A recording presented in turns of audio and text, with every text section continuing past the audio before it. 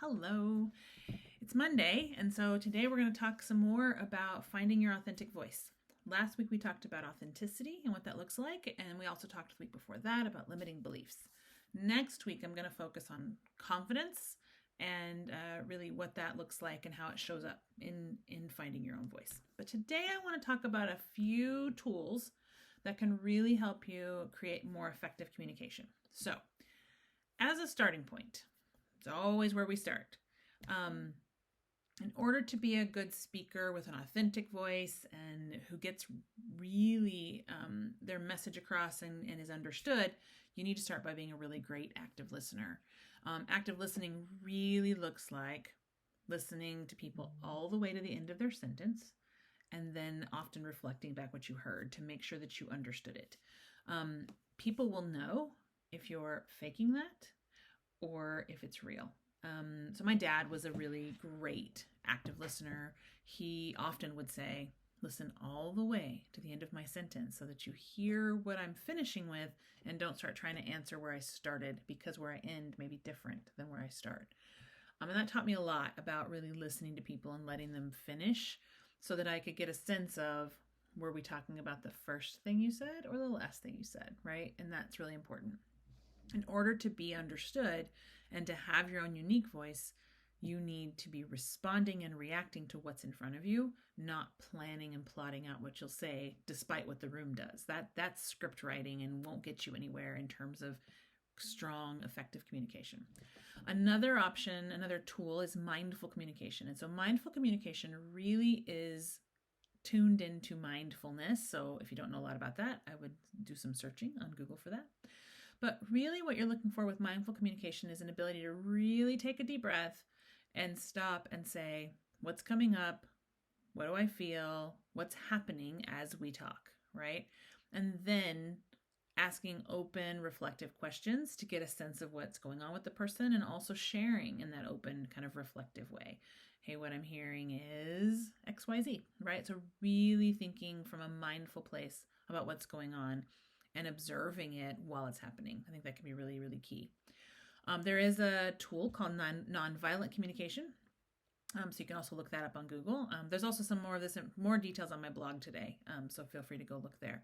But nonviolent communication is really considering both your own feelings and what's happening during a conversation, but the other person's as well. It's coming at the conversation with more I statements instead of you statements, like you did this, you are making this happen. It's more, I'm experiencing this when we talk. I feel this way when this happens. And so really coming at it from that perspective and being open to that, that really the choice of not being aggressive in that discussion, but really being open and aware of your feelings and sharing those.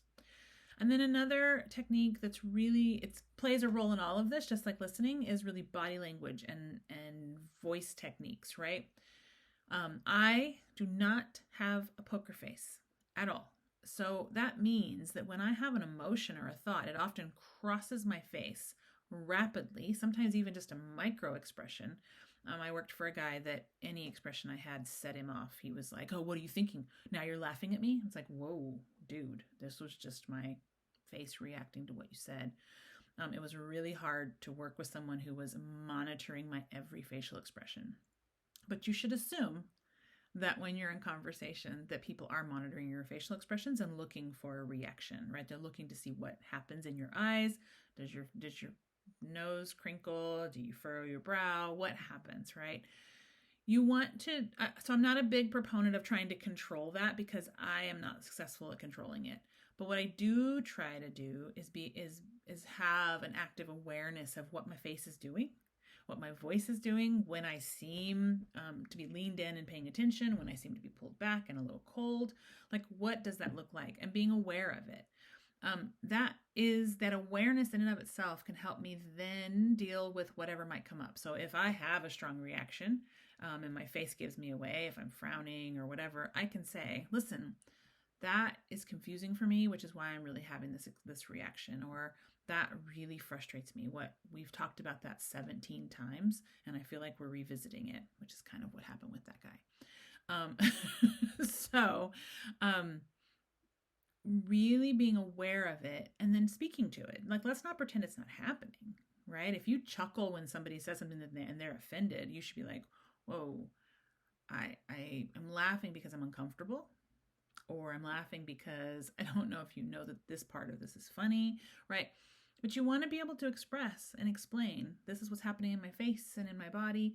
And when you can get to a neutral space so that you can hear and be heard, that's really important. I'm not a big proponent of trying to fake it and control your face, because I spent too many years in my early 20s sitting in meetings saying to myself in my head, don't move your face, don't move your face, don't move your face, don't move your face, and missing the context of what's happening. I would rather say, ooh, that made me have a reaction. Can we talk about that? Right? And deal with the ramifications of somebody saying, Leah's frowning. Yeah, Leah is frowning. Let me tell you why I'm frowning. I'm actually just thinking, and I want to explain what I'm thinking about. Right? So be open and honest about what's happening. That's where that authenticity piece comes in. And then finally, and you all know I love this, it's storytelling, right? Storytelling as an effective form of communication. Lay out a story, explain with a bit of build up, and really show people by telling them a story that will engage them and really get them interacting with you and the message you're sharing. So these are I have some other stuff on storytelling. You can look on my YouTube channel or on my blog. I talked about storytelling a couple months ago and kind of the arc of storytelling. So go back and look at those and check them out. I think it can be really helpful. Storytelling is one of my favorite ways of communicating complex thoughts and ideas to other people and then getting their reaction, because people will react to stories and they will have facial expressions too. So anyway, I hope you enjoy. I hope you're enjoying these little segments. Like I said, next week we'll talk a little bit about confidence and the way it shows up in finding our own voice. I hope you have a great week. If in the meantime you need any help and support in finding your own voice or want to explore any of these concepts or ideas, please reach out to me. You can email me at leah@leahfarmercoaching.com. Reach out to me on Instagram, ping me on YouTube or LinkedIn, wherever, and we'll talk. All right. Hope you have a great week. See ya.